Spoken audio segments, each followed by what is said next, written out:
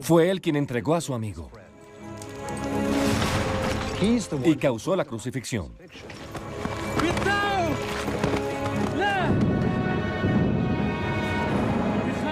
Es el maldito por siempre.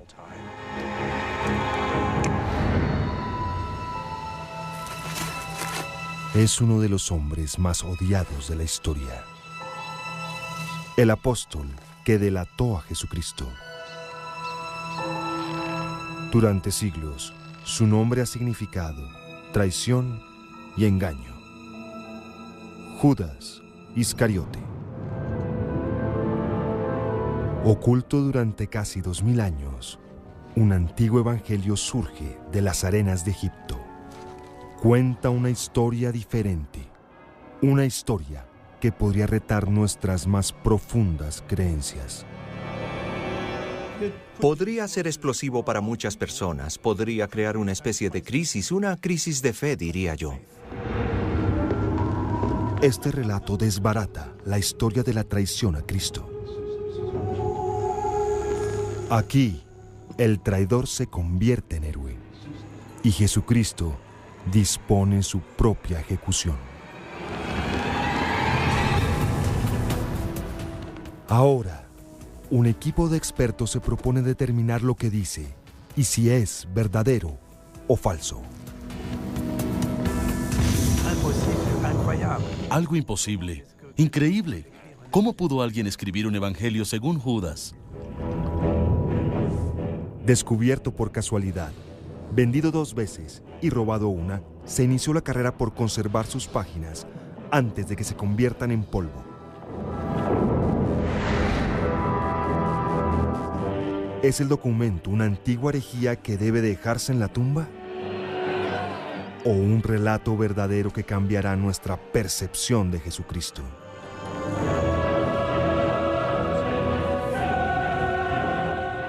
Ahora lo leemos por primera vez. Es el Evangelio prohibido de Judas.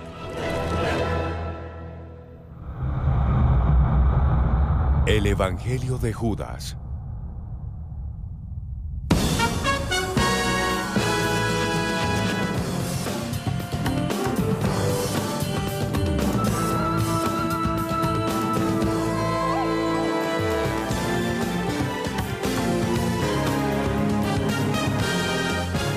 Especial National Geographic. El Evangelio prohibido de Judas. Existen muchas historias sobre el descubrimiento del Evangelio de Judas, pero la más probable es la siguiente. Egipto, 1978. Cerca a las riberas del río Nilo, un granjero que supuestamente buscaba un tesoro entra cautelosamente a una caverna. En tiempos antiguos, sus cámaras se habían usado para sepultar a los muertos.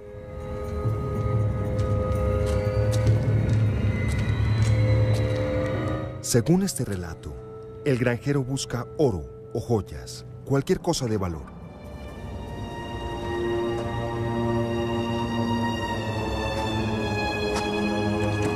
En su lugar, en medio de algunos restos, descubre una caja de piedra.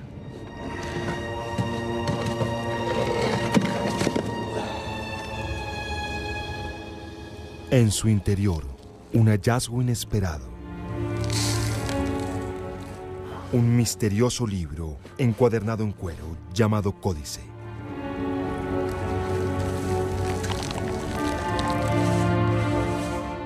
El granjero no puede descifrar su texto antiguo, pero sabe que en el mercado de antigüedades del Cairo, los libros viejos tienen un buen precio. No se imagina que tiene en sus manos uno de los mayores trofeos de la arqueología bíblica. Un documento condenado como herejía hace unos 1800 años.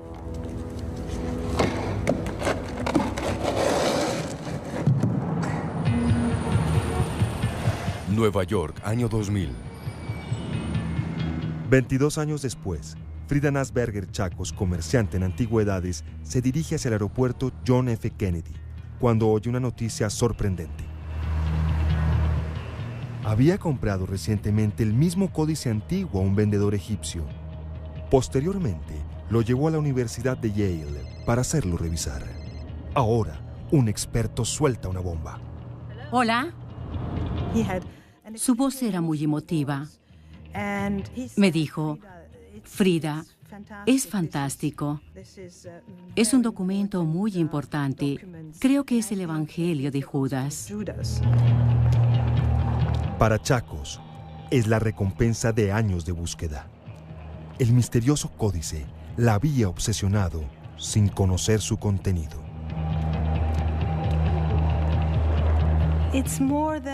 Ahora que lo pienso, es más que una misión. Creo que fui elegida por Judas para devolver su dignidad. Creo que las circunstancias de la llegada del manuscrito a mis manos estaban predestinadas. Judas me pedía que hiciera algo por él. Suiza, año 2002.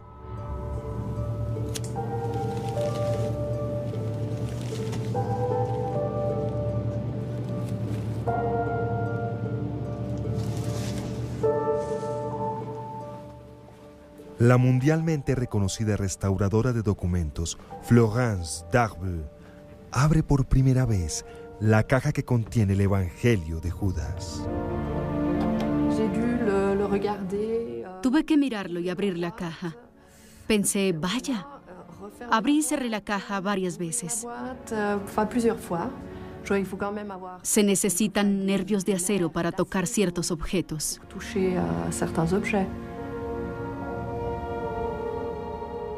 En 30 años de trabajo, nunca había visto un documento antiguo en tan mal estado. Sus frágiles páginas de papiro estaban rotas en cientos de fragmentos. Cualquier documento que trabajo tiene una historia. Es tan antiguo que siempre me pregunto, ¿quién lo escribió? ¿En qué lugares estuvo? ¿Quién lo tuvo y quién lo leyó?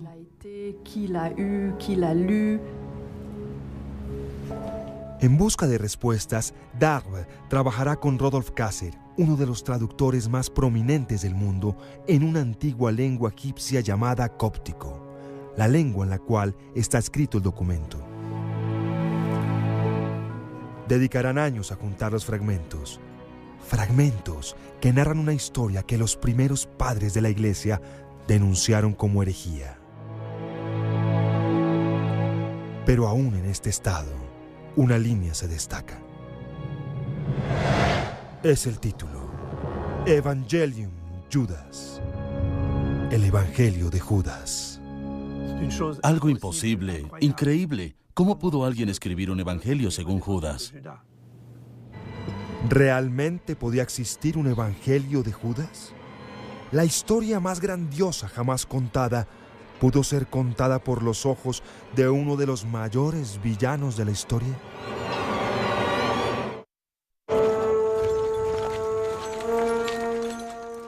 ¿Quién era Judas Iscariote? Según la Biblia, el apóstol que traicionó a Jesucristo. Sin él, quizá la crucifixión no hubiera sucedido. Pero para alguien de tan mala reputación, conocemos pocos hechos de su vida. Era uno de los 12 apóstoles. Quizá vino de Judea, no de Galilea, como Cristo y los demás. No obstante, así como los detalles de su vida son vagos, no existe duda sobre el lugar que ocupa en la historia. En el infierno de Dante, Judas está condenado a los abismos más profundos, en donde el mismo Lucifer lo devora, empezando por la cabeza. En cuanto al deshonor, es difícil deshacerse de él. Hoy en día las personas piensan en Judas principalmente como el delator de Jesús, un traidor a la causa. A menudo lo consideran un individuo ambicioso, avaro, más interesado en ganar dinero que en serle fiel a su maestro. La palabra misma es despreciada. Creo que en casi todo el mundo occidental ni siquiera a un perro se le pondría ese nombre. Y en Alemania, desde luego, es ilegal llamar a un niño Judas. Quizás Judas fuera el tesorero de los apóstoles y, según la afirmación de algunos expertos, el aliado de mayor confianza de Jesús, haciendo su traición aún más condenable. Fue él quien entregó a su amigo y causó la crucifixión. Es el maldito por siempre. Cristo y todos sus apóstoles eran judíos practicantes, pero con el tiempo, las oscuras acciones de Judas se convirtieron en excusa para odiar a todos los judíos. Tradicionalmente, en los círculos cristianos, Judas era asociado con los judíos. No solo por su nombre, sino también por sus características que se convirtieron en estereotipos para los judíos en la Edad Media. Traidores y avaros que de hecho traicionan a Jesús, que son asesinos de Cristo. Y ese retrato de Judas, desde luego, lleva a los horrendos actos de antisemitismo a través de los siglos. La mala fama de Judas se basa únicamente en 18 pasajes de los Evangelios. Judas Iscariote en el Nuevo Testamento no aparece mucho, y creo que se debe a que es una vergüenza. Lo poco que se dice de él es muy siniestro. Lo describen en términos abominables, como un ladrón que roba la caja de dinero. De hecho, aún como a una persona influenciada por Satanás.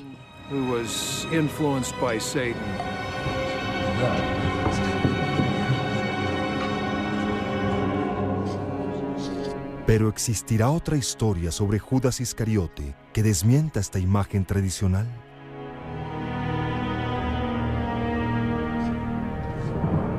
La historia registra que sí. Alrededor de 180 después de Cristo, el obispo Ireneo, uno de los líderes más influyentes de la iglesia de esa época, escribió un ataque mordaz contra un libro en circulación. Su título, El Evangelio de Judas. Este evangelio contaba la relación de Jesús con Judas e indicaba que Judas no traicionó a Jesús. Hizo lo que Jesús quería que hiciera, porque Judas era el único que realmente conocía la verdad como Jesús quería que fuera comunicada. Pero esta versión de la historia de Judas fue condenada por Ireneo y otros líderes de la iglesia de la época. Al calificarla de herejía, la borraron de la historia, para no ser vista nunca jamás. ¿Y en realidad lo lograron? En el laboratorio en Suiza, la restauradora Dabre y el traductor Kasser intentan determinar si esta es una copia perdida del Evangelio de Judas. Pero para empezar, deben descifrar uno de los enigmas más complejos concebidos por la historia. El Evangelio está escrito en 13 trozos de papiro, por delante y por detrás. Si un fragmento encaja por un lado, debe también encajar por el otro. Si tomas un documento impreso de 9 a 10 páginas, lo rompes en pedazos pequeños, tiras la mitad de los pedazos e intentas reconstruir la otra mitad, te darás cuenta lo difícil que es este proceso. Para evitar tocar el documento hasta que sea indispensable, idearon un ingenioso plan. Para empezar, usando fotografías tanto de los fragmentos como de las páginas, Kasser busca fragmentos que encajen. Luego, trabajando con fotocopias, corta y pega. Cada vez que podemos colocar un fragmento, le llevo una fotocopia a Madame Dabre. Ella la usa para colocar el fragmento dentro del original. Luego, Madame Dabre prueba si Kasser tiene razón. Es mi trabajo verificar si este fragmento puede colocarse en este lugar, analizando la calidad del papiro, su color, sus fibras y viendo si hay similitudes. Gracias a estos triunfos, entendemos el significado del códice poco a poco. Indudablemente, entre más fragmentos agregamos, más podemos leer y más se revela la historia. Faltan cientos de fragmentos por colocar, pero lo que ya se reveló es extraordinario. Este texto coincide con el documento que Ireneo vituperó hace 1800 años. La prueba está en uno de los renglones más escalofriantes, en donde Jesús le da a Judas su misión de traición.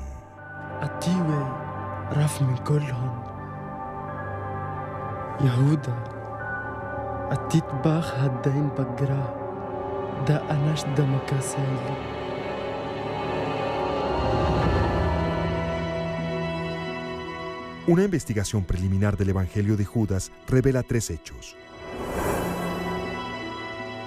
Primero, los eruditos confirman que la apariencia del papiro sobre el cual se escribió el Evangelio es idéntica a la de otros documentos antiguos. Segundo, el título, escrito en cóptico, dice Evangelio de Judas. Y tercero, lo que han visto hasta ahora coincide con el texto que el obispo Ireneo denunció en 180 después de Cristo. La ciencia debe ahora respaldar estas conclusiones iniciales. Para probar que es un texto antiguo auténtico, el dueño del Evangelio, la Fundación Mecenas de Basel, con el apoyo de la sociedad National Geographic, reúne un equipo ideal de detectives bíblicos para colaborar con el profesor Kasser. El doctor Stephen Emmel es un renombrado experto en papiro antiguo y paleografía o escritura antigua. El doctor Marvin Meyer, experto en la lengua cóptica, junto con Kasser, escribirá la traducción final. Y el doctor Timothy Yule, especialista en dataciones por radiocarbono. Cada uno de los expertos usará su especialidad para completar parte del rompecabezas y contestar la pregunta: ¿es auténtico? Falsificaciones de alto perfil han empañado muchas carreras. Por ejemplo, los notorios diarios de Hitler o el osario de San Jaime, una caja mortuoria que en su tiempo se dijo que pertenecía al hermano de Jesús, pero ahora se cree que es una imitación. Varias reputaciones están en juego. La caligrafía. El experto en papiro, Stephen Emmel, es el primero en opinar. Pasó horas examinando el documento y cree que no hay posibilidad de que sea una adulteración moderna.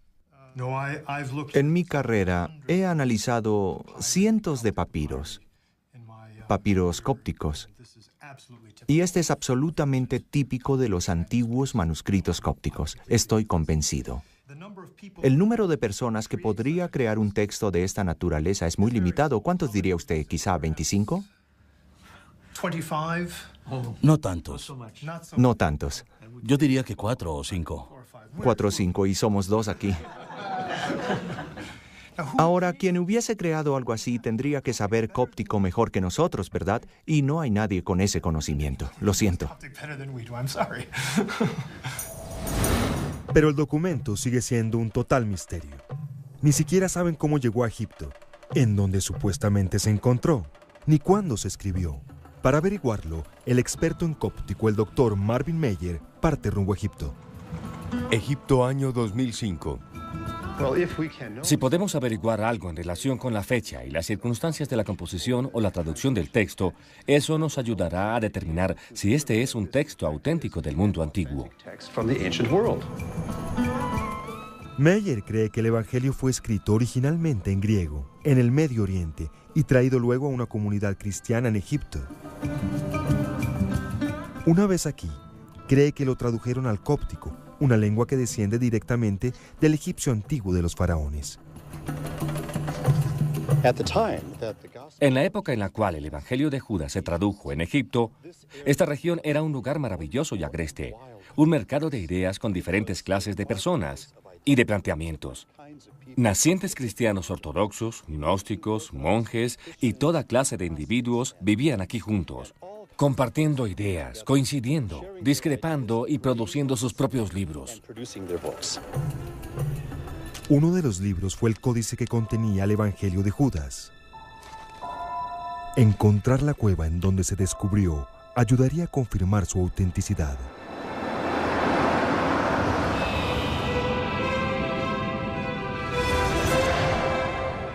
Entonces, Meyer se dirige al sur, a lo largo del Nilo, hacia la región en donde supuestamente se encontró el códice.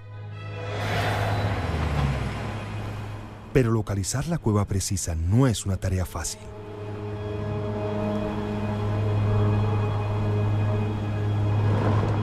Ayudaría si Meyer pudiera hablar con el hombre que compró el códice al granjero que lo encontró.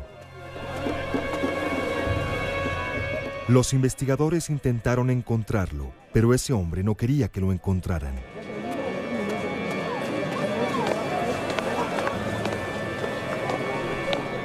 Su búsqueda lleva a callejones sin salida y a puertas cerradas.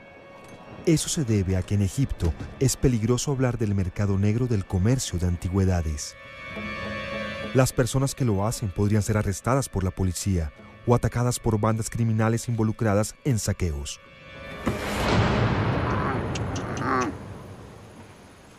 Sin el testigo ocular, Meyer debe atenerse a la historia más probable del hallazgo del códice. Según ese relato, se encontró en un lugar cerca de una población llamada Carrara. Pero la región es inmensa. Para limitar la búsqueda, se reúne con arqueólogos del Ministerio de Antigüedades de Egipto. Los oficiales guían a Meyer en el desierto, hacia un grupo de cuevas que solamente han oído mencionar. Después de 2 horas al sol, llegan a una inmensa planicie llena de cuevas.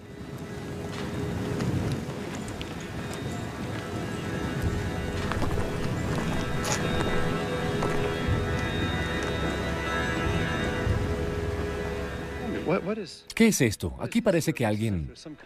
Parece que alguien encontró un tesoro. ¿Qué hay aquí? Los saqueadores. Las tumbas parecen excavadas. Los huesos están esparcidos, pero eso no es todo. Por todos lados hay antiguos artefactos cópticos que le dicen a Meyer que este puede ser el lugar. Había alfarería cóptica por todas partes. Encontramos tela cóptica y un ladrillo que fue usado en alguna estructura o piso. Todo sugería que este había sido un lugar de alguna importancia, probablemente durante los tiempos cópticos. Qué interesante, es de la época... Los fragmentos de alfarería encontrados aquí datan de un extenso periodo, que puede ir desde el siglo III hasta el siglo X. Los expertos creen que el códice que contiene el Evangelio fue escrito en el siglo III o IV. ¿Es esta la cueva en la cual encontró el granjero el códice?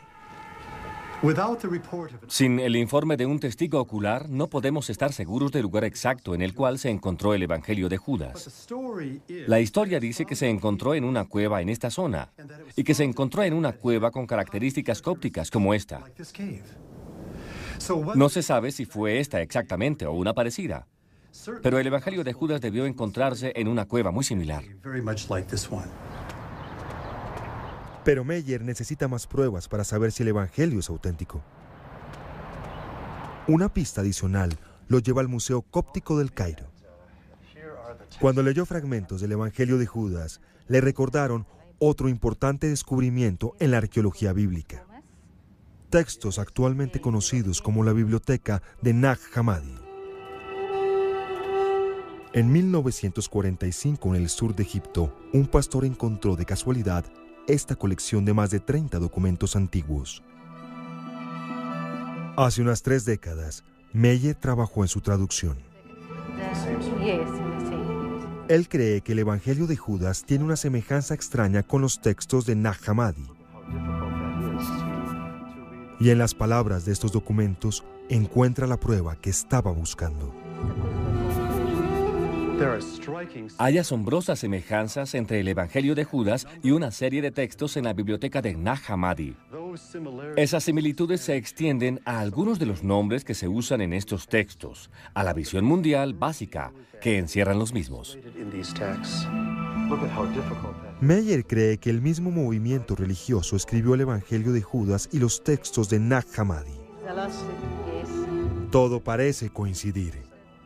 La biblioteca de Nag Hammadi se remonta a los siglos III y IV, el mismo periodo durante el cual estiman los expertos que se copió el Evangelio de Judas. Es más, los textos de Nag Hammadi se descubrieron más o menos en la misma región en donde Meyer encontró la cueva saqueada. Para Meyer, las palabras, la época y la ubicación confirman que el Evangelio de Judas es un texto antiguo auténtico.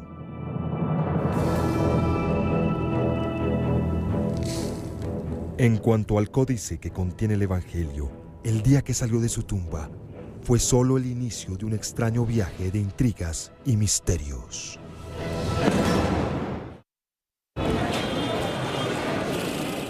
El Cairo, año 1980. El granjero que encontró el códice con el Evangelio de Judas lo vendió en el mercado de antigüedades egipcio.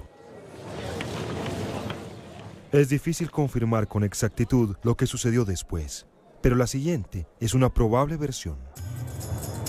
El nuevo dueño del documento, un comerciante egipcio, muestra su colección de objetos de arte antiguos a una compradora potencial.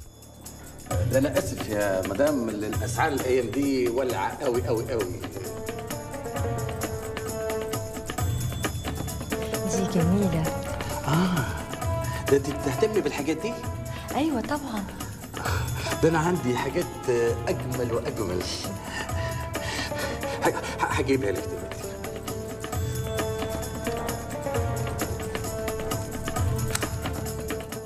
La compradora parece quererlo todo.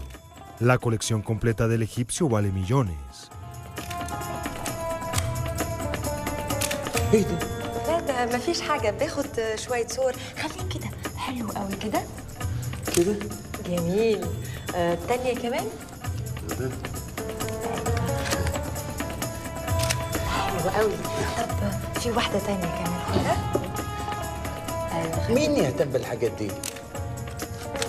ده واحد خواجة أجنبي. La mujer afirma que representa a un comprador muy adinerado, pero miente. Lo que hace en realidad es inspeccionar el departamento y la colección y planear un robo. Más tarde esa noche, con un inventario completo de los tesoros del egipcio, regresa para llevarse unas pocas cosas. Entra y se lleva lo mejor. En su lista, el códice antiguo. Sorprendentemente, cuando se esfuma en el mercado negro de las antigüedades, nadie conoce su verdadero valor. Nadie sabe que adentro hay un evangelio perdido y una versión de la traición a Cristo que nadie oye desde hace cerca de 1800 años.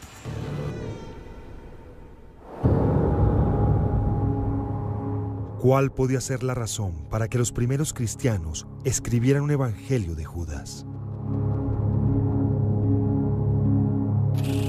Jerusalén, año 100 después de Cristo. En el siglo después de la muerte de Cristo, la ciudad gobernada por los romanos es un lugar de intensa actividad religiosa. El judaísmo, los cultos romanos y los grupos cristianos todos compiten por seguidores. Pero pronto, una religión superaría a las demás: el cristianismo. Este primer periodo de la cristiandad no es lo que la mayoría de la gente cree. No había Biblia cristiana. En su lugar, diferentes versiones de la historia de Cristo pasaban de un cristiano a otro. Finalmente, las historias fueron escritas en los evangelios, pero no antes de 30 o 60 años después de la muerte de Cristo. Y hoy día, la mayoría de eruditos cree que Mateo, Marcos, Lucas y Juan murieron mucho antes de que sus evangelios fueran escritos. Uno de los fenómenos interesantes del comienzo del cristianismo es que los 4 evangelios que llegaron al Nuevo Testamento, Mateo, Marcos, Lucas y Juan, son todos anónimos. Los títulos los agregaron editores posteriores. No existían escritos por los autores mismos. Y hay otro sorprendente giro en la historia de la fe en los primeros siglos. No había solo 4 evangelios. Había más de 30. Evangelio significa buenas noticias. La pregunta es, ¿quién es Jesús y cuáles son las buenas noticias relacionadas con él? Muchas personas vieron esa pregunta de diferentes maneras. En los primeros 200 años después de la muerte de Cristo, circularon literalmente docenas de versiones diferentes y a menudo incompatibles de su vida y mensaje. Una de ellas fue el Evangelio de Judas. Este texto, como muchos otros recientemente descubiertos en Nag Hammadi, nos dan un vistazo a una clase de cristianismo que nunca antes habíamos visto. Muchas personas creían que los únicos evangelios que existían eran los evangelios del Nuevo Testamento, Mateo, Marcos, Lucas y Juan, pero en realidad había muchos más. Pudo haber docenas como el Evangelio de la Verdad, el de María Magdalena, el de Tomás, el de Judas, el Evangelio de Felipe, para mencionar solo unos pocos. No hubo una cristiandad original, hubo muchas.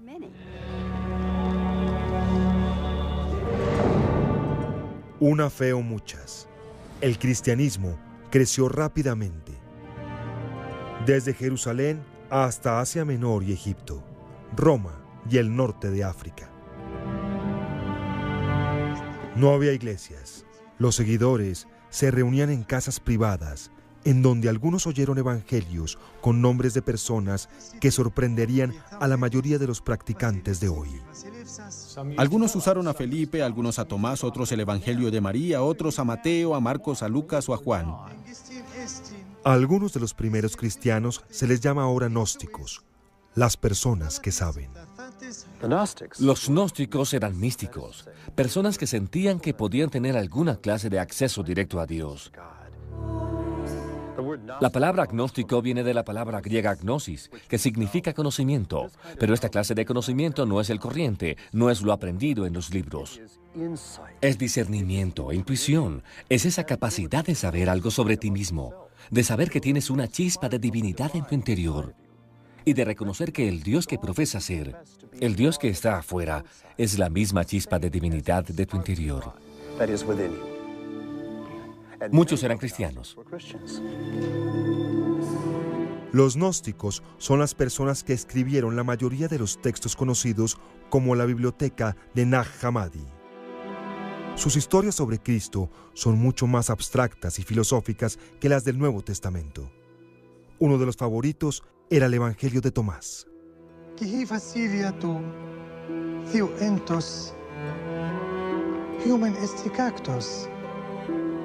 Hos an hefton neun, taften hevrisi, kihot yumis. Heftus, nain susite, ethisite hote, yu este humis. Tu patros, tut santos. Cuando hacíamos estudios de posgrado y conocimos algunos de estos otros evangelios, como el Evangelio de Tomás, nos dijeron, bueno, son evangelios gnósticos, son heréticos, son extraños. Dijeron que gnóstico significa personas que están equivocadas. Y esto fue en los años 40 y 50, y eso era como hablar de los comunistas. Era una forma de descartarlos. Gnóstico es un término así. Ellos no se llamaban a sí mismos gnósticos, se llamaban cristianos. Los primeros padres de la Iglesia pelearon contra los gnósticos. Una de las dificultades que los gnósticos presentaban para los miembros de la Iglesia Ortodoxa emergente era el hecho de que estos no necesitaban el consejo, el control, el discernimiento proporcionados por sacerdotes y obispos. Ese discernimiento estaba en su interior y eso molestaba a los líderes de la Iglesia. Y no solamente eso incomodaba a los líderes de la Iglesia. Los gnósticos también predicaban que el cuerpo era una prisión para el Espíritu Divino que tenían dentro. Para ellos, la muerte de Jesús era algo bueno, y Judas, un héroe, por ayudar a liberar el Espíritu de Cristo. De hecho, es una de las razones por las cuales los expertos creen que el Evangelio de Judas fue escrito por los gnósticos. El Evangelio de Judas convierte el acto de traición de Judas en acto de obediencia. El sacrificio del cuerpo de carne de Jesús, de hecho, se convierte en salvación. Y por esa razón, Judas surge como el campeón. Y los otros discípulos terminan envidiándolo, aún maldiciéndolo y resistiéndolo.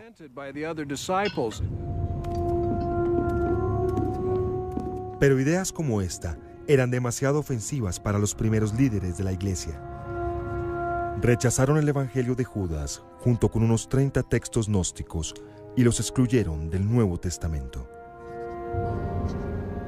¿Cómo decidieron los líderes de la iglesia cuáles textos incluir y cuáles textos descartar?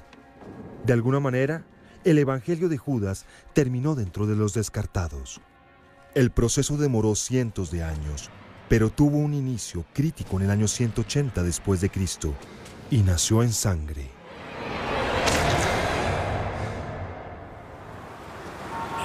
Suiza, año 1983. Asombrosamente, después de que se lo robaron, el comerciante egipcio recuperó el códice que contiene el Evangelio de Judas. En 1983 hizo una presentación en Ginebra. Invitó a 3 eruditos, cada uno de una universidad estadounidense, a licitar por el códice y otros documentos antiguos. Entre ellos estaba Stephen Emmel, el mismo experto que décadas después ayudaría a autenticar la caligrafía del Evangelio. En mayo de 1983 me preguntaron si podía viajar a Ginebra para examinar un manuscrito cóptico que una universidad norteamericana quería adquirir.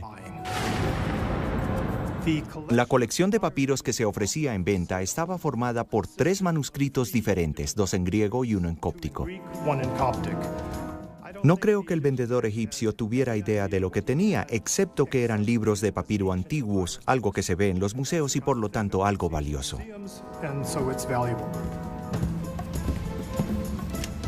Advirtieron que no podíamos tomar fotografías ni hacer anotaciones. Mi impresión fue que el vendedor egipcio esperaba que abriéramos las cajas, viéramos que en efecto contenían papiros, las volviéramos a cerrar, le entregáramos el dinero que pedía y nos las lleváramos.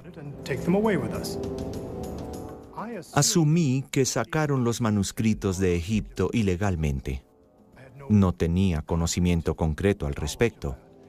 Esa reunión entonces, en cierta forma, fue clandestina e ilegal. Emmel inmediatamente sabe que se trata de un códice de un valor incalculable. Vi la parte superior de un códice de papiro muy similar a uno de los códices de Nag Hammadi, en relativamente buen estado. Estaba escrito en buena caligrafía literaria cóptica, fácilmente legible. Pasé unas hojas y por casualidad vi un diálogo entre Jesús y sus discípulos.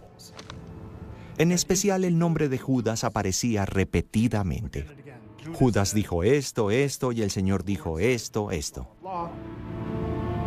Como no puede examinarlo detenidamente, Emmel no sabe que tiene el Evangelio de Judas en sus manos. Las negociaciones no prosperan. Entre todos los eruditos tienen solamente $100,000 para gastar. El vendedor pedía $3 millones, una suma más alta de la que podíamos reunir entre todos. La frustración del egipcio fue enorme. Creo que pensó que mentíamos cuando le dijimos que no teníamos ese dinero. Pero para mostrar que no hay resentimiento, el egipcio invita a los eruditos a almorzar. Fui al baño en un momento dado y aproveché la oportunidad para sacar papel y lápiz y escribir de memoria todo lo que conscientemente había tratado de memorizar en relación con las características de los 2 manuscritos cópticos. Un momento. En el informe de Emmel hace una advertencia alarmante sobre el futuro del códice. El manuscrito corre un gran peligro de deterioro mientras siga en manos del actual dueño. Esta pieza única debe estar lo antes posible en poder de una biblioteca o un museo en donde pueda restaurarse, publicarse y conservarse. Eso no sucedió. Para el códice, la incapacidad de venderlo por parte del egipcio es un golpe casi mortal. Lleva después el códice a Estados Unidos, en donde intenta sin éxito venderlo a un coleccionista en la ciudad de Nueva York.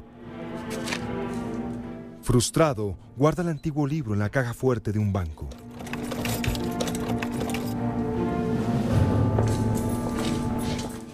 Increíblemente, el códice permanecerá durante casi 16 años en una cajilla de seguridad en Hicksville, Nueva York, secándose, desmoronándose, convirtiéndose en polvo.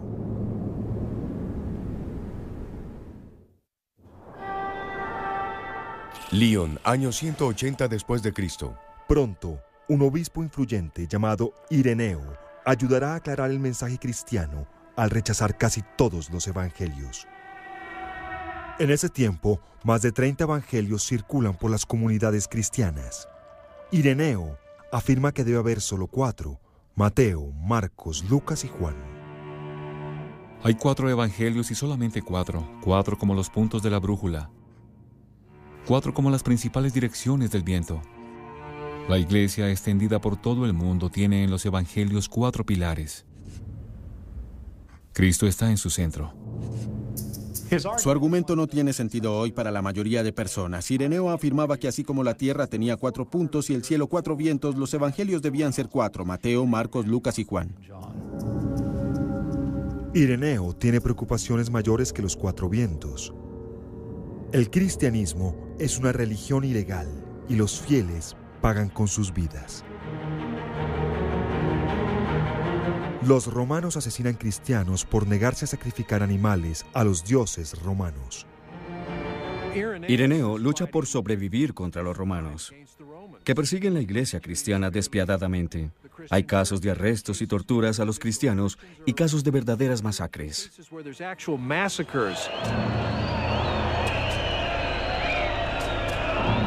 Entre sus deberes, los gobernadores romanos debían mantener al pueblo entretenido. Matar cristianos en formas espectacularmente brutales era menos costoso que contratar gladiadores. En el pueblo natal de Ireneo había revueltas públicas en contra de los cristianos y muchos eran arrestados bajo el cargo de ser cristianos. Los llevaban a la arena pública en un día festivo y los mataban en forma espectacular para entretener a las multitudes. En la masacre de Lyon del año 177, los romanos asesinaron unos 100 cristianos. Algunos mantuvieron su fe hasta el final. Entre ellos estaba una mujer esclava de nombre Blandina, de quien dicen que la torturaron despiadadamente todo el día en la arena y sin embargo mantuvo su testimonio en Cristo de una forma que asombró a todas las personas que la vieron. Un aparato diabólico se llamaba la silla de hierro.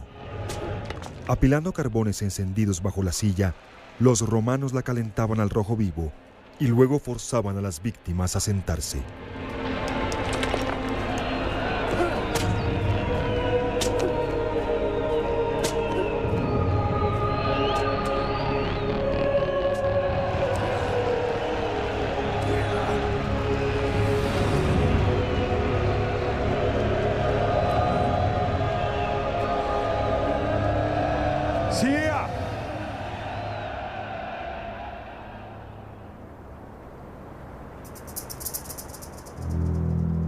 Arami Vrantina hiera piisis.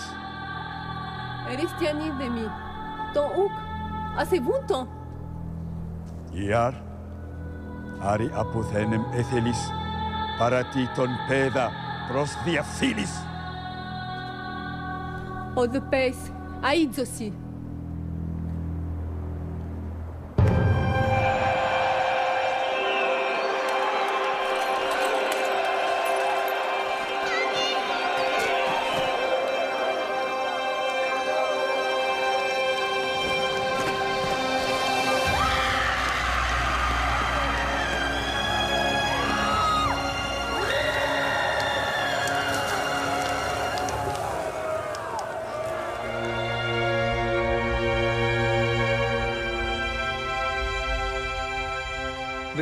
La tortura y muerte de unos 100 cristianos en Lyon debió afectar a Ireneo enormemente. Este suceso seguramente lo llevó a pensar, si van a morir por la fe, lo mejor es que entiendan lo que es la fe. Si los van a encerrar en un calabozo, si los van a torturar y llevar a una arena a que los animales los destrocen, lo mejor es que sepan por qué mueren. ¿Qué son entonces los evangelios? ¿Son solo 3 o 4 o 5? ¿Son muchos? Esto tiene que definirse. ¿Cuál es la fe sagrada por la cual morimos? Para ayudar a definir la sagrada fe, Ireneo eligió 4 evangelios entre más de 30.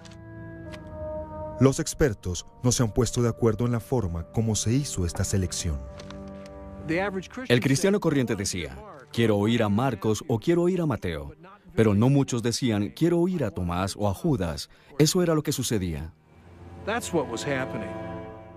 Esos 4 se eligieron porque tenían aceptación en las comunidades cristianas.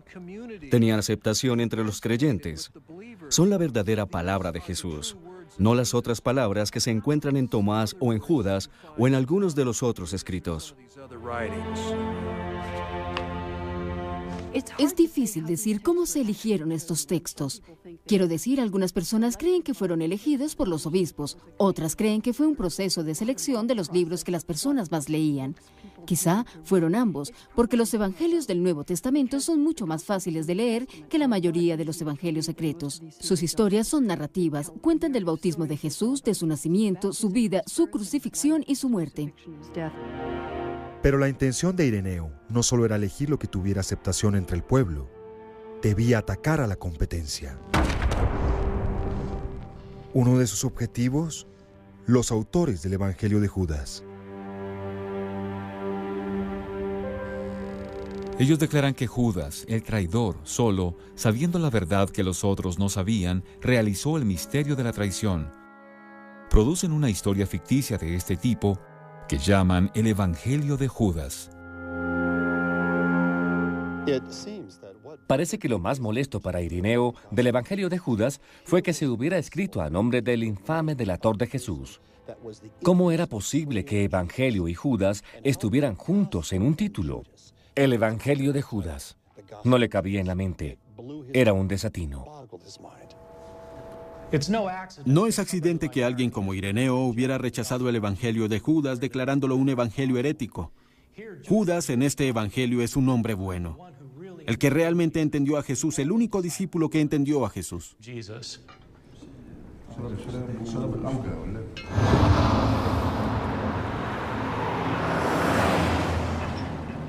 Hicksville, Nueva York, año 1999. 16 años en una cajilla de seguridad casi logran lo que los primeros padres de la iglesia no lograron. La total destrucción del Evangelio de Judas. Escuché algo, rumores. Finalmente, la comerciante en antigüedades, Frida Nasberger, lo encontró. Sabía del códice desde finales de los años 70. No sabía qué contenía, pero tenía una misteriosa necesidad de encontrarlo. Me preguntaba qué había sucedido con el códice, porque no aparecía. Nadie hablaba de eso. Pensé, tal vez esté en alguna parte, tal vez deba averiguar si todavía existe, y existía. Se comunicó con el dueño egipcio, quien aceptó mostrarle el texto en Nueva York. 20 años después de conocer su existencia, Nasberger vería el códice. Todos los bordes estaban quebradizos. Había muchos fragmentos empolvados. Se veían terribles. Se veían en mal estado. Quería protegerlos y dárselos a una persona que pudiera leerlos, conservarlos. Sentí que tenía una misión. Frida compró el códice por unos $300,000 y luego intentó venderlo. Primero a la Universidad de Yale y luego a un coleccionista. En Yale no quisieron comprarlo, pero le dieron algo que no tenía precio. Le dijeron lo que tenía. En ese momento, Nasberger inició una relación con Judas Iscariote. Me siento ligada a Judas. Estuvo condenado durante miles de años y de pronto aparece un evangelio que dice que él no quería delatar a Jesús. Le pidieron hacerlo en contra de su voluntad. Siento que estoy llamada a rehabilitarlo. Sí, eso siento. Frida quiere también devolver el códice a Egipto. Pero antes de hacerlo, 2 cosas deben suceder. Tienen que restaurarlo para que pueda traducirse y tiene que verificarse como auténtico. Toda la investigación de los expertos, tanto en el laboratorio como por fuera, indica que el Evangelio de Judas es auténtico. Pero nadie conoce con certeza su antigüedad. Solo la prueba de carbono 14 puede determinarla. Y resulta que para conocer la antigüedad por medio de este método, es necesario destruir la muestra. Para probar el Evangelio deben tomar muestras de sus páginas y cubierta de cuero. El experto en el método del carbono 14, el doctor Timothy Yule y el profesor Kasser, eligen los lugares de las muestras, cuidándose de omitir cualquier letra.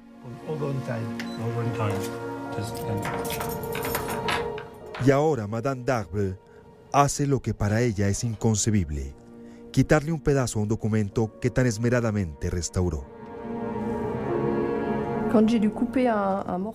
Cuando tuve que cortar un fragmento de papiro, debo decir que no me sentí muy complacida, porque dediqué mucho tiempo en tratar de armar todos los pedazos.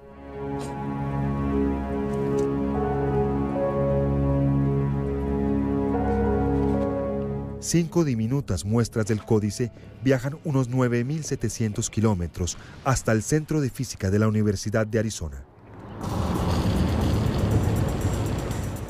Aquí el doctor Yule hará lo que algunos de los primeros padres de la Iglesia quizás hubieran deseado hacer. Quemaré el Evangelio de Judas para saber su antigüedad.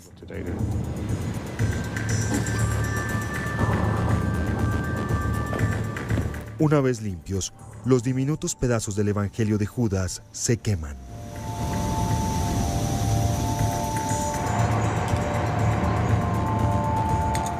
Después de consumidos, estas bolitas de grafito son todo lo que queda de los fragmentos. Ahora, las bolitas entran a una máquina del tamaño de una habitación para determinar su antigüedad. En 15 horas, la máquina dará una fecha y confirmará, de una vez por todas, si el Evangelio de Judas es auténtico o falsificado. El método del carbono 14 funciona de la siguiente manera. Todos los seres vivientes sobre la Tierra absorben una cierta clase de molécula de carbono llamada carbono 14. El Evangelio está escrito sobre papiro. Cuando el papiro estaba vivo, absorbió moléculas de carbono 14. Cuando se cortó, las moléculas empezaron a descomponerse. Y se descompusieron a una tasa predecible, una cierta cantidad cada año. Es como un reloj que funciona hacia atrás. Los científicos saben cuánto carbono 14 tiene el papiro en este momento. Usando el reloj, pueden determinar la fecha aproximada en la cual se cortó el papiro.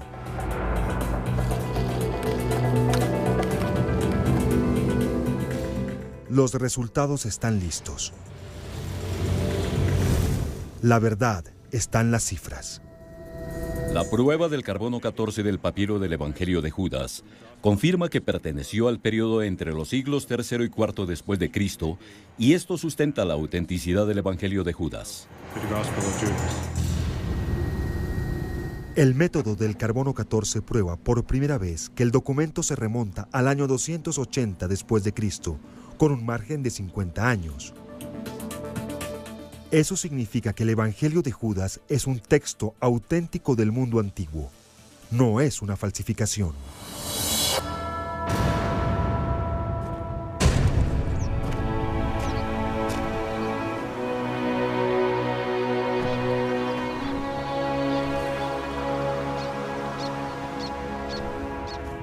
Ahora que sabemos que es auténtico, podemos averiguar lo que dice.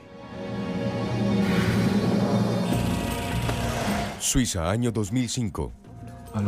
En Suiza, el épico trabajo de reparación está casi terminado. El último de poco menos de 1000 fragmentos queda en su lugar. Un nuevo y tentador pasaje de la Biblia está ahora completo.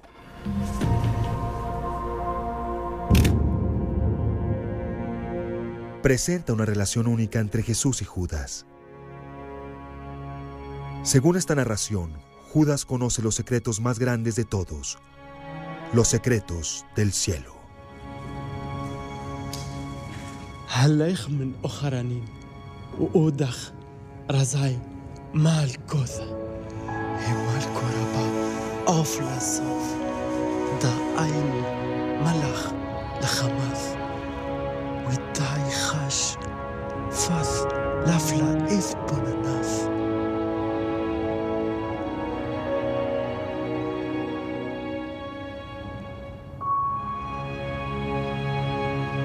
La representación de Judas en el Evangelio perdido es realmente muy diferente a la descripción del Nuevo Testamento. De hecho, Judas no siempre se presentó como villano. Su perversidad aumenta del primer Evangelio Marcos al último, Juan. El Evangelio de Marcos fue escrito hacia el año 60. La mayoría de eruditos lo considera el primer evangelio. Tiene una tercera parte de alusiones a Judas de las que tiene Juan, pero la forma en que describe los actos de Judas es lo más interesante. Judas no es un villano en el Evangelio de Marcos. Jerusalén, año 2005.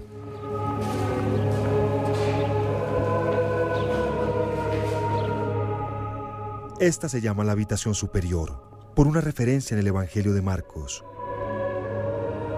Según la tradición, aquí celebraron Jesús y los apóstoles la última cena. El doctor William Classen ha dedicado gran parte de su vida profesional a tratar de entender la descripción de Judas en los Evangelios.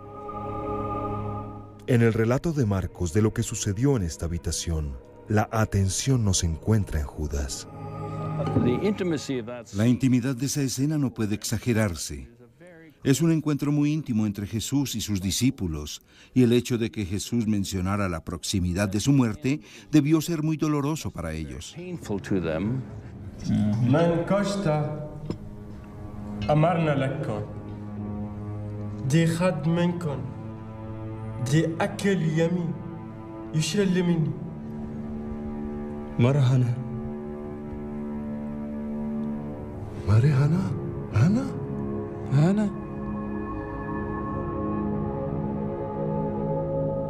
وخد من تري عزرا خدت صبا الخميمي بالجناه. En la última cena de Marcos, Judas no se señala como el traidor. Pero al pasar a Mateo, el siguiente evangelio, su culpa no se pone en duda. Parece que el Evangelio de Mateo se escribió unos 10 o 12 años después del de Marcos. Mateo le atribuye algo de culpa a Judas. La traición ocurre en el jardín de Getsemaní, junto a las murallas de Jerusalén. Con el beso más famoso de la historia, Judas identifica a Jesús para los soldados que lo esperan.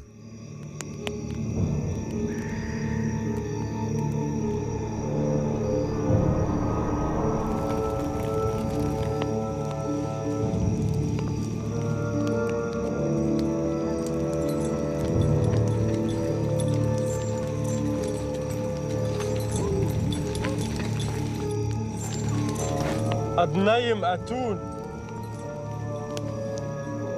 كوم نزال هودي شلي مني كريف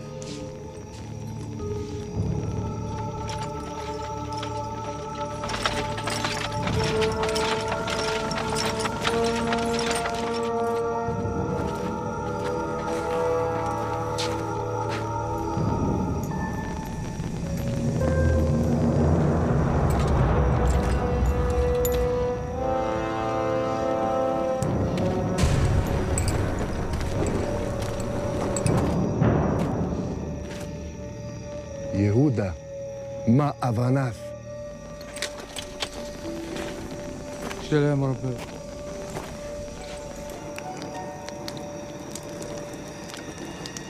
خفرة مادي عفد عفد. سلافت عفتاو.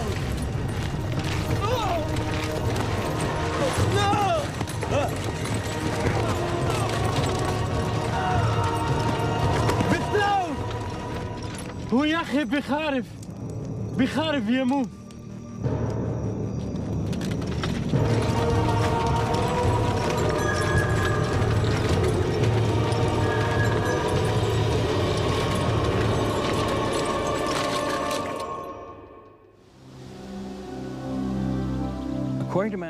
Según el Evangelio de Mateo, cuando Judas supo que Jesús había pasado de Caifás a Pilato, quedó abatido. Judas salió de ese lugar y, sabiendo que Jesús con seguridad moriría en manos de Pilato, se suicidó.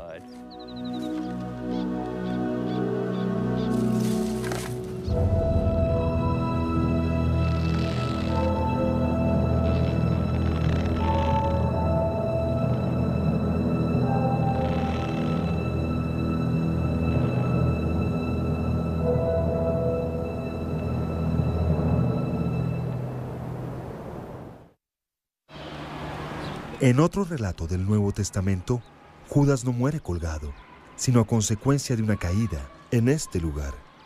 Se llama Campo de Sangre. Hoy en día es un basurero. Lo que la historia hace con las personas es, desde luego, un tema apasionante.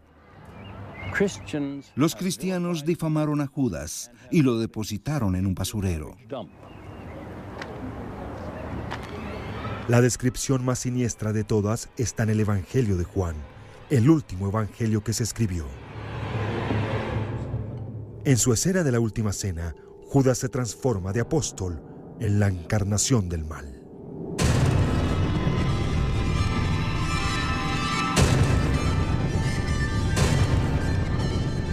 من كشته أمرنا لكم دي خد منكم يشيل مني Manu.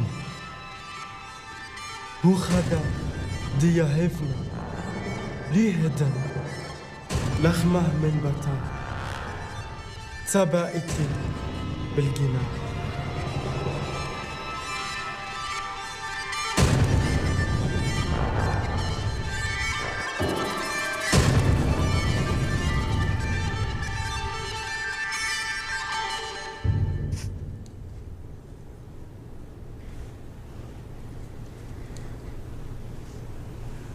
بفوري ما دا أفد أفد. En el Evangelio de Juan, Judas es un personaje totalmente desarrollado y muy perverso. Juan también dice que los judíos están tratando de matar a Jesús y el término Judas significa o podría significar judío. Y la siguiente es una pregunta muy particular, porque con cada evangelio es más malvada la figura de Judas. ¿Cuáles son las razones para que cuenten la historia en esta forma? Algunos expertos creen que los cristianos demonizaron a Judas para distanciarse de los judíos, en un esfuerzo por la supervivencia de su fe. Jerusalén, año 66 después de Cristo. En el año 66 después de Cristo, los judíos intentaron expulsar a Roma de Judea, en una desastrosa guerra de 4 años llamada la Gran Revolución Judía. Jerusalén resistió un sitio romano durante meses. Cuando finalmente entraron, los romanos asesinaron a cientos de miles de judíos y quemaron el segundo templo, el centro espiritual de la vida judía.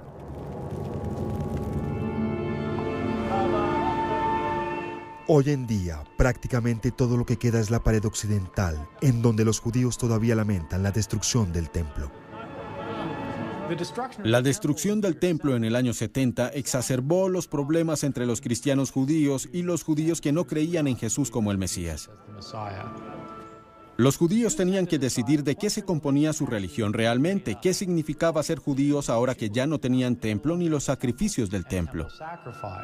Una cosa que indudablemente significaba era una discrepancia con esa gente que decía que Jesús era el Mesías. La desaveniencia entre cristianos y judíos tenía otra causa. Los cristianos invitaban a los gentiles o no judíos a participar de la fe. El movimiento intenta atraer no judíos y más gentiles. También intenta disociar a Jesús de la desastrosa guerra judía contra Roma y afirma que no solamente Jesús era inocente del cargo por el cual lo crucificaron, traición contra Roma, sino que sus seguidores también son inocentes del cargo de sedición contra Roma por el cual los ejecutan todos los días. El hecho patente es que a Jesús lo mataron los romanos en una cruz romana y sin embargo a través de la historia la culpa se ha imputado a los judíos. Sea cual fuere la motivación, la representación de la Biblia de un Judas malvado se convirtió en inspiración para el antisemitismo futuro. El hecho es que el antijudaísmo de los evangelios aumentó a medida que el movimiento se hizo más y más gentil, lo cual influyó en la historia del cristianismo y en el mundo entero, aún en los siglos XX y XXI. Judas se convirtió en la imagen representativa para el pensamiento antisemítico. E infortunadamente, Judas se convierte entonces en un ideal negativo para quienes son rencorosos y antisemíticos y quieren representar al pueblo judío en términos de Judas, el traidor. Pero eso no concuerda con el mensaje del Nuevo Testamento, y mucho menos con las enseñanzas y mensaje de Jesús.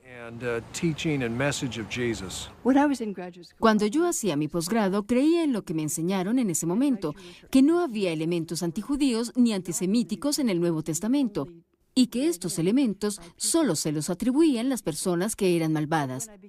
Pero cuando empecé a estudiar los textos en detalle, vi que mucha gente se da cuenta que están ahí, en los últimos evangelios, en la narración de la historia de la pasión. Son parte de la historia del cristianismo, y es importante que las personas que aman la tradición cristiana como yo, y las que se identifican con ella, entiendan que estos elementos no son accidentes, que están construidos dentro de la historia por razones defensivas, no por hostilidad hacia los judíos, sino como un intento de protección.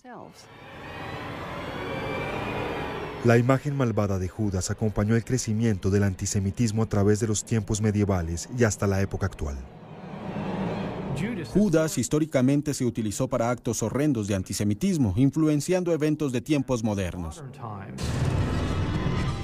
Durante más de 1000 años, en Europa, las representaciones teatrales de la pasión, dramatizando la traición y crucifixión de Jesús, fueron un accesorio de la Semana Santa en preparación para la Pascua. Hasta el siglo XX, las representaciones de Judas y los judíos incitaron violencia y ayudaron a inspirar el mayor acto de antisemitismo en la historia. La representación más famosa de la pasión se hacía en Alemania. Era la Pasión de Oberammergau, una obra teatral en muchos aspectos muy antisemítica. Y sabemos que Adolfo Hitler asistía a este evento. Este comportamiento le echó leña al fuego. La descripción de Judas en el Nuevo Testamento indirectamente pudo alimentar la corriente venenosa que trajo como consecuencia el Holocausto.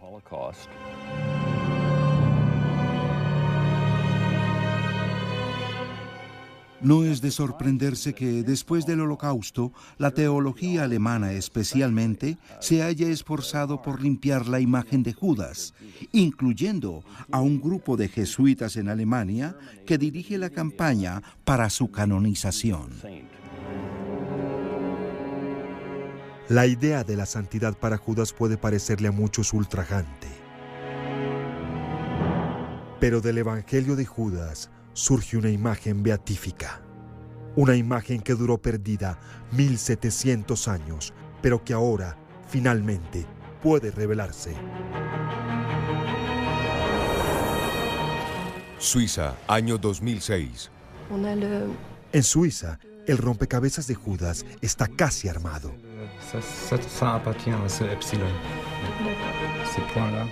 El equipo concluye que cerca de un 15% del Evangelio está perdido para siempre, por boquetes en el texto y fragmentos que se volvieron polvo.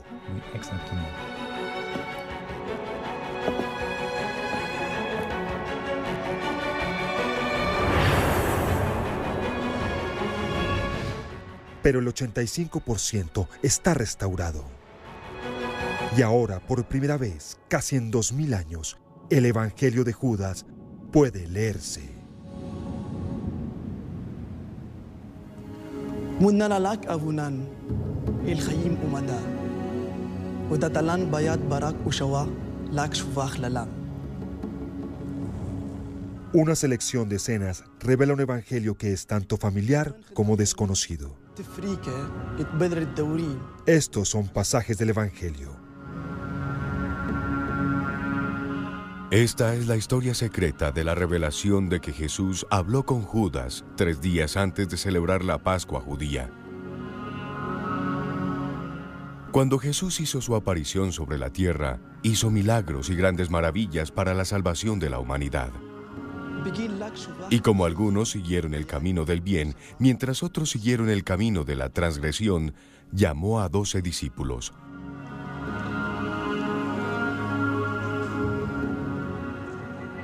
Con frecuencia, no se aparecía ante sus discípulos como Él mismo, sino como un niño entre ellos.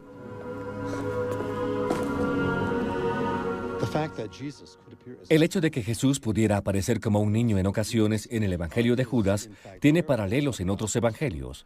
Jesús tiene algo de infantil. Algunas veces parece ser como un niño, algunas otras era el Hijo de Dios en esa especie de sentido literal de ser infantil.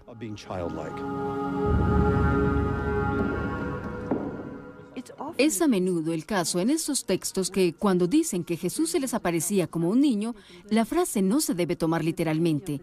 Al comienzo de su enseñanza, les decía solo lo que eran capaces de comprender y ellos solamente entendían el nivel de principiantes de su enseñanza. Hay otros textos que hablan de Jesús apareciendo para que la gente lo reconociera.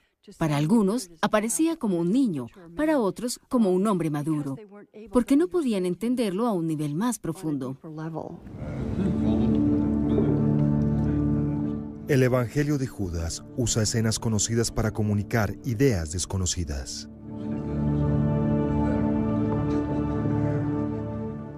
Un día estaba sentado con sus discípulos en Judea. Los encontró reunidos y sentados en observancia piadosa. Cuando se acercó a sus discípulos, que ofrecían una oración de acción de gracias sobre el pan, rió.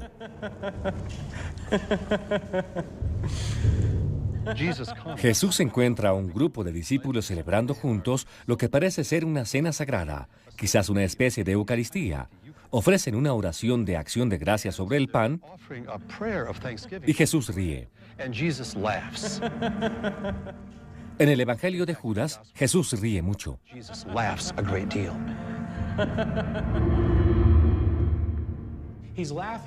Ríe porque ellos creen que rinden culto al verdadero Dios, pero están equivocados. Rinden culto al Dios que creó este mundo, que no es el verdadero Dios. El único que entiende es Judas. Para los gnósticos, el Dios que creó la tierra no era digno de culto. Solo el verdadero Dios, un ser más allá de toda comprensión, era sagrado. Jesús ríe por lo que considera falsa piedad. Pero los apóstoles no entienden y se disgustan con él.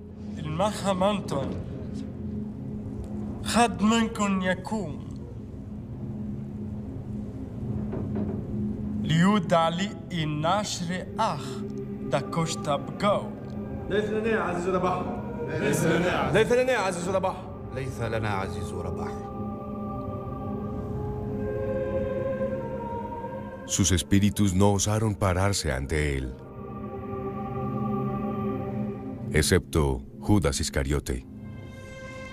يدانا مانو أتأمان أتأتيتا ولا شوينا دمان شمة دخادة دي شلخة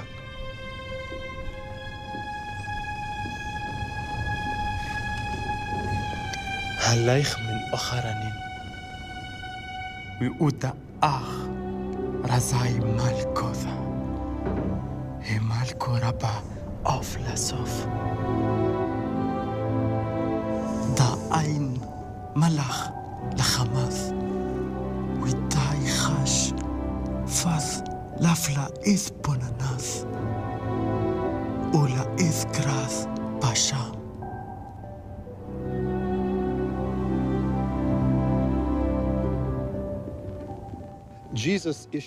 Jesús reta a los discípulos. Les dice, la persona perfecta dentro de ustedes dé un paso adelante y enfrénteme.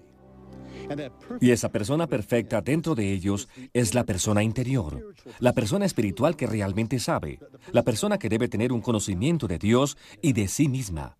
Y los discípulos dicen, podemos hacerlo, pero no pudieron. Judas dio un paso adelante y fue capaz de pararse ante Jesús.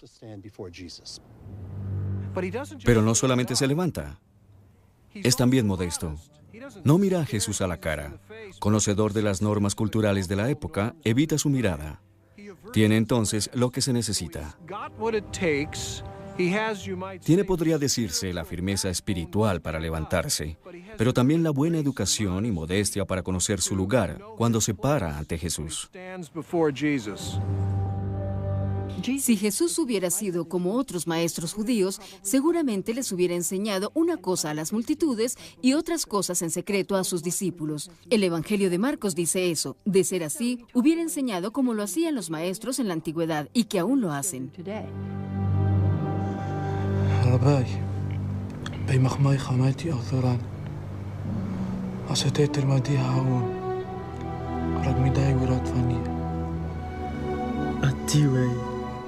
شليخة دي ماكللا بيض كله خراني ماكسيلاك دي تيذي باي مالكوثة الله أكاثلك يا سيرس أنا بالمحس طب ليه ناهيروس كوكاخفاك طهير يسير من كل خراني التيوي رف من كلهم يهودا التيت باخ هدين بقرا دا أناش دا مكا سيلي يهودا كوكاف دمي دبار هو كوكافاك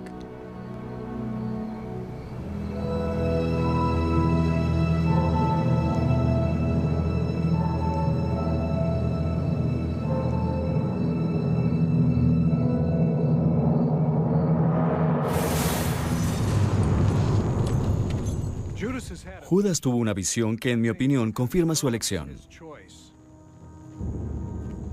Pero no entiende la visión hasta que Jesús se la explica. Judas entiende ahora su misión y tiene la fortaleza y el vigor para llevarla a cabo. Es delatar a Jesús. Lo que hace no es malo. Es un acto de sacrificio, un acto de adoración. Es algo bueno, es algo piadoso. Jesús revela estas verdades a Judas y solamente a Judas. Una de estas verdades es que las personas en este mundo tienen una chispa divina atrapada dentro de ellas que tiene que liberarse. El mismo Jesús representa una chispa divina que tiene que liberarse.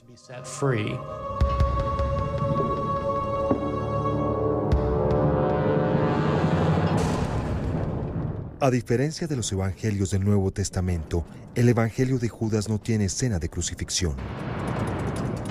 Termina abruptamente con la traición de Judas.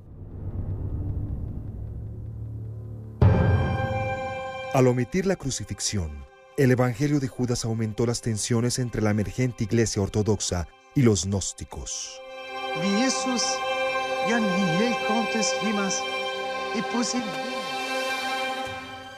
En los primeros evangelios, la muerte y resurrección de Jesús son importantes para la salvación. Su cuerpo muere y luego Dios levanta su cuerpo de entre los muertos. Esta resurrección del cuerpo es muy importante. Jesús en los evangelios de Mateo, Lucas y Juan aparece ante sus seguidores para mostrar que sigue vivo, que su cuerpo aún está vivo. Esto es completamente contrario a lo que sucede en el evangelio de Judas, en donde su muerte no se menciona porque no tiene importancia. Tampoco se menciona su resurrección.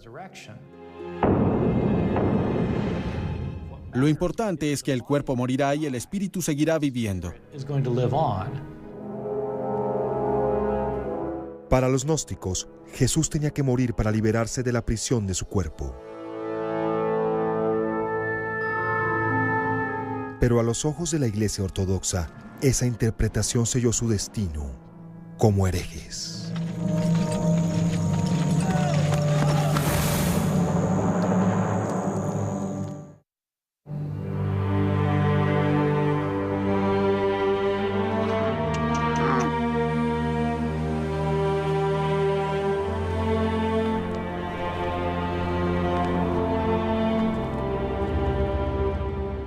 un evangelio surgió de las arenas de Egipto para retar la descripción del Nuevo Testamento de Judas como villano.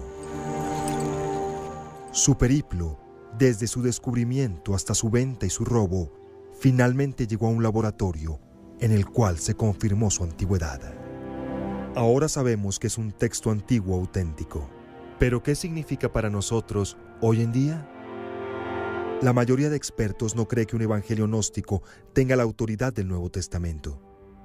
¿Debe el evangelio de Judas dejarse a un lado? No necesito nada más de lo que me proporcionan Mateo, Marcos, Lucas y Juan. Quiero decir, ¿quién necesita más? ¿Qué más se puede agregar que sea mejor? No puedo imaginármelo. El Evangelio de Judas hace una importante contribución a nuestro conocimiento del gnosticismo del siglo II. Me alegra que esté disponible y no se haya perdido. Pero en mi opinión, el Evangelio de Judas no nos dice nada sobre el Judas histórico o el Jesús histórico, o los factores de principios del siglo I que llevaron a la muerte de Jesús. No creo que el Evangelio de Judas tenga la tradición histórica auténtica de Jesús y Judas.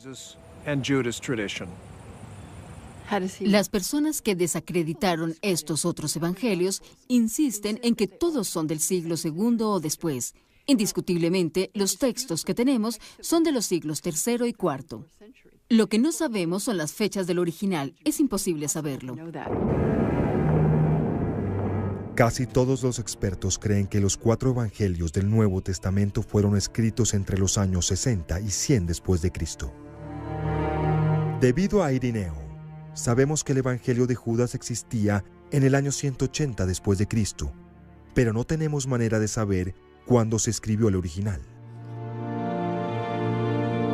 Decidir cómo se compara el evangelio de Judas con los evangelios del Nuevo Testamento puede depender no de la fecha en la cual se escribió, sino de las creencias de cada quien. Es finalmente un asunto de fe, no es un criterio histórico o literario, es un criterio religioso aceptar que estos textos tienen autoridad.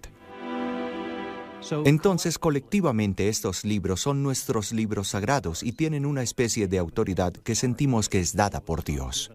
Es un discernimiento de la comunidad en general. Para muchos creyentes, el Evangelio de Judas es todavía herético, una nota de pie de página en la historia. Pero para otros, tiene un mensaje que puede apreciarse al lado de los evangelios del Nuevo Testamento. Entonces, no es que sean necesariamente opuestos, no es que tengamos que elegir a Marcos o el Evangelio de Tomás o Judas. Los Evangelios de Nag Hammadi y el Evangelio de Judas son enigmáticos y de hecho quizá no fueron escritos para ser leídos en público, fueron hechos para enseñanza de nivel avanzado y por lo tanto no tienen la misma función de los Evangelios de Mateo, Marcos y Lucas. Curso avanzado o herejía. El Evangelio de Judas nos obliga a reconocer que originalmente no hubo una sola cristiandad, sino muchas. En gran parte debido a los descubrimientos de evangelios antiguos como el Evangelio de Judas y la biblioteca de Nag Hammadi, los eruditos aprendieron sobre otras formas de cristianismo que no sobrevivieron, que fueron apabulladas y marginadas y finalmente desaparecieron. El valor del Evangelio de Judas se debe primero al hecho de que es una fuente para nuestro entendimiento del gnosticismo. En segundo lugar, es una fuente muy importante para nuestro entendimiento de lo que hizo la iglesia de los primeros tiempos con la figura de Judas. Había algunas personas, como las ha habido a todo lo largo de la historia, que celebraban la existencia de Judas. Estemos de acuerdo o no, encontremos lo interesante o reprobable, es una perspectiva enormemente interesante sobre el tema, que un seguidor de Jesús en el primer movimiento cristiano obviamente creyó que era significativo.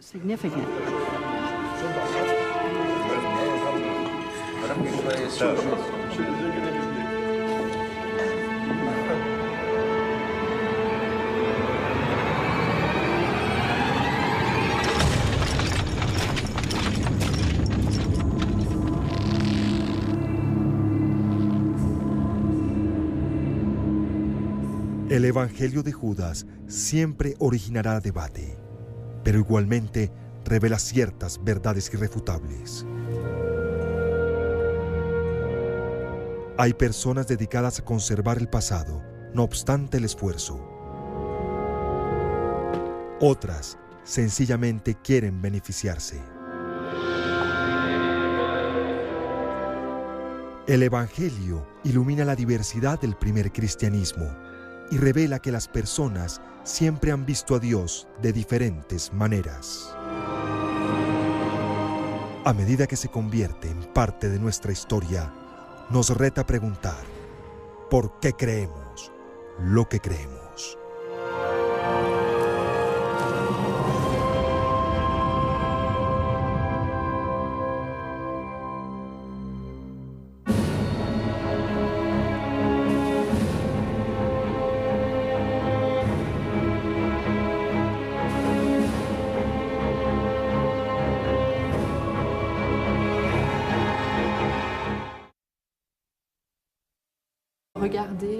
Tuve que mirarlo y abrir la caja. Pensé, vaya. Abrí y cerré la caja varias veces. Se necesitan nervios de acero para tocar ciertos objetos.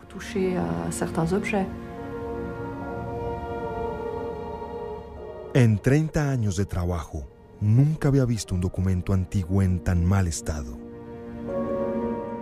Sus frágiles páginas de papiro estaban rotas en cientos de fragmentos.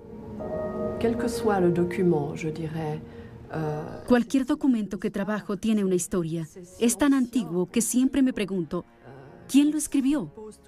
¿En qué lugares estuvo? ¿Quién lo tuvo y quién lo leyó?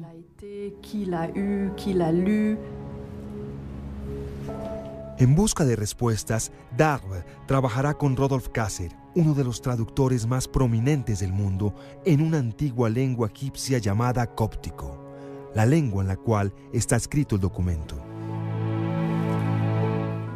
Dedicarán años a juntar los fragmentos que narran una historia que los primeros padres de la Iglesia denunciaron como herejía. Pero aún en este estado, una línea se destaca. Es el título, Evangelium Judas, el Evangelio de Judas. Algo imposible, increíble. ¿Cómo pudo alguien escribir un evangelio según Judas? ¿Realmente podía existir un evangelio de Judas? La historia más grandiosa jamás contada pudo ser contada por los ojos de uno de los mayores villanos de la historia.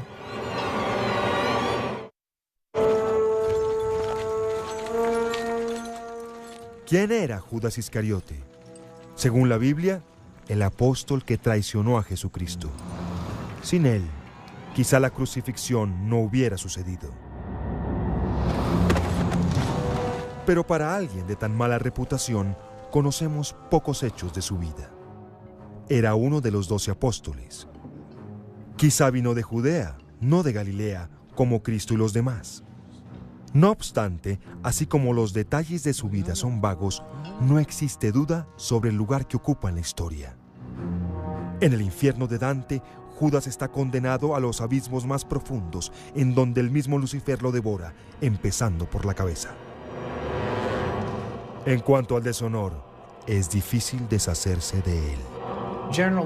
Hoy en día, las personas piensan en Judas principalmente como el delator de Jesús, un traidor a la causa. A menudo lo consideran un individuo ambicioso, avaro, más interesado en ganar dinero que en serle fiel a su maestro. La palabra misma es despreciada. Creo que en casi todo el mundo occidental ni siquiera a un perro se le pondría ese nombre. Y en Alemania, desde luego, es ilegal llamar a un niño Judas. Quizás Judas fuera el tesorero de los apóstoles y, según la afirmación de algunos expertos, el aliado de mayor confianza de Jesús, haciendo su traición aún más condenable. Fue él quien entregó a su amigo y causó la crucifixión. Es el maldito por siempre. Cristo y todos sus apóstoles eran judíos practicantes. Pero con el tiempo, las oscuras acciones de Judas se convirtieron en excusa para odiar a todos los judíos. Tradicionalmente, en los círculos cristianos, Judas era asociado con los judíos. No solo por su nombre, sino también por sus características que se convirtieron en estereotipos para los judíos en la Edad Media. Traidores y avaros que de hecho traicionan a Jesús, que son asesinos de Cristo. Y ese retrato de Judas, desde luego, lleva a los horrendos actos de antisemitismo a través de los siglos. La mala fama de Judas se basa únicamente en 18.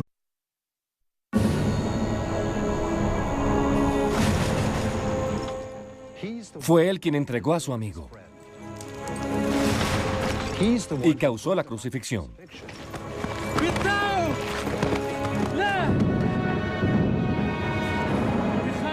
Es el maldito por siempre.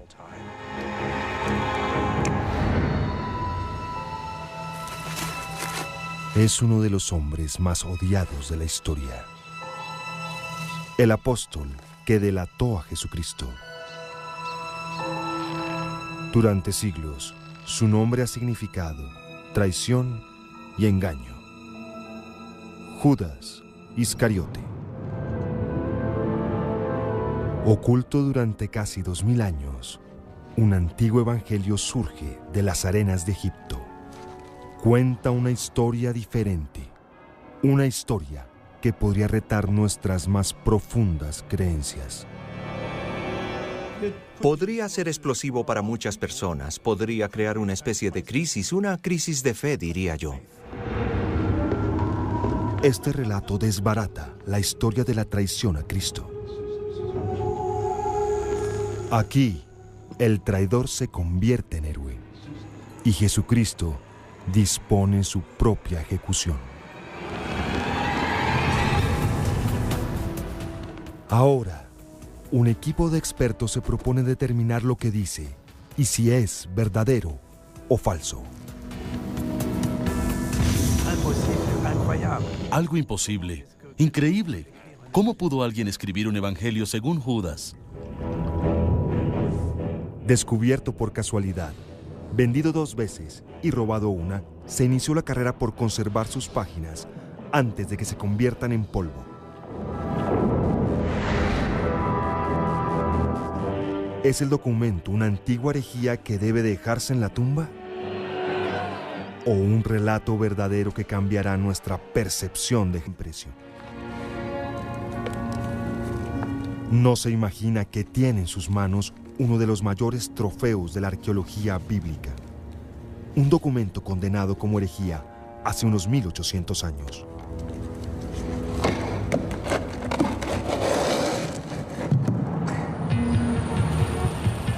Nueva York, año 2000. 22 años después, Frida Nasberger Chacos, comerciante en antigüedades, se dirige hacia el aeropuerto John F. Kennedy cuando oye una noticia sorprendente. Había comprado recientemente el mismo códice antiguo a un vendedor egipcio. Posteriormente, lo llevó a la Universidad de Yale para hacerlo revisar. Ahora, un experto suelta una bomba. Hola. Su voz era muy emotiva. Me dijo, Frida, es fantástico. Es un documento muy importante. Creo que es el Evangelio de Judas. Para Chacos, es la recompensa de años de búsqueda. El misterioso códice la había obsesionado sin conocer su contenido.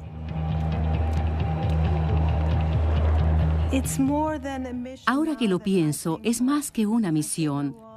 Creo que fui elegida por Judas para devolver su dignidad. Creo que las circunstancias de la llegada del manuscrito a mis manos estaban predestinadas. Judas me pedía que hiciera algo por él. Suiza, año 2002.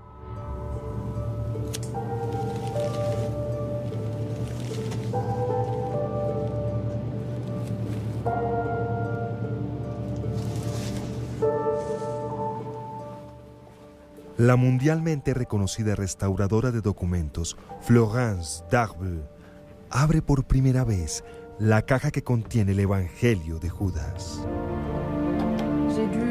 Jesucristo.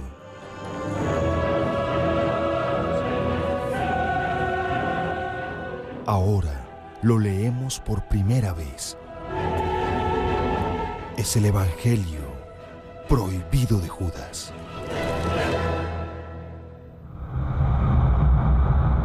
El Evangelio de Judas.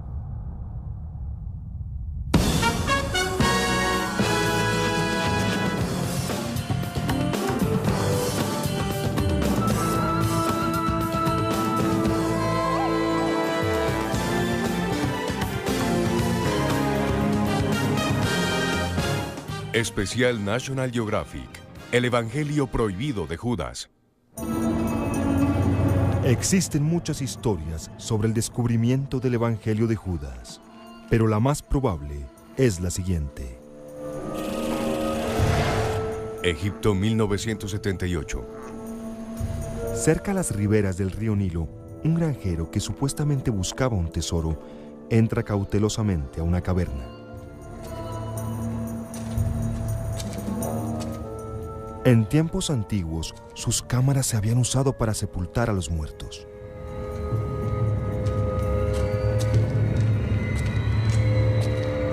Según este relato, el granjero busca oro o joyas, cualquier cosa de valor.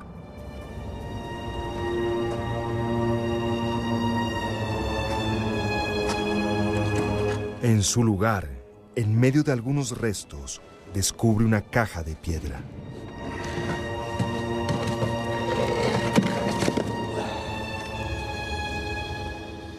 En su interior, un hallazgo inesperado. Un misterioso libro encuadernado en cuero llamado Códice.